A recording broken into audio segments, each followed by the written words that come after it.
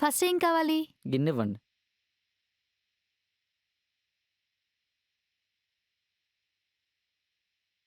వెళ్ళి పాలు ప్యాకెట్ తీసుకురండి. ఆ! హ్మ్. హ్మ్. ఇక్కడ ఉంది. హ్మ్. కట్ చేయండి.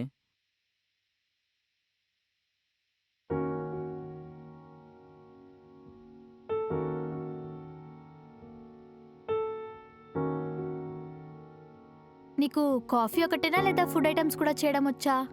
అన్నీ వచ్చు. ఓహ్! ఇంతకు ముందు ఎక్కడైనా కుక్‌గా వర్క్ చేశారా? మా అమ్మ దగ్గర వర్క్ చేశా. అర్థం కాలేదు. మా అమ్మ వంట చేసినప్పుడు హెల్ప్ చేసేవాడిని. అలా నేర్చుకున్నా. నీకు వంట రాదా? ఆ! వచ్చు. కానీ మీ అంత పర్ఫెక్ట్‌గా రాదు. మీ అమ్మగారు మీకు నేర్పించలేదా? తను నాకు నేర్పించాలంటే నేను ఫస్ట్ ఇంట్లో ఉండాలి కదా! ఇంటి దగ్గర లేకుండా మరి ఎక్కడుంటారు? హాస్టల్‌లో ఉండేదాన్ని. హాస్టల్‌లో మీ అమ్మగారు వర్క్ చేస్తారా? కాదు. నేను ఇంట్లో చాలా అల్లరి చేస్తున్నా అని చెప్పి నన్ను హాస్టల్‌కి పంపించేశారు. హాలిడేస్ వచ్చినప్పుడేమో ఇంటికి, హాలిడేస్ అయిపోయాక మళ్ళీ హాస్టల్‌కి ఇలా తిరుగుతూ ఉంటే ఇంకెప్పుడు నేను వంట నేర్చుకునేది? అంత అల్లరి పిల్ల ఇంత సైలెంట్‌గా ఉందేంటి?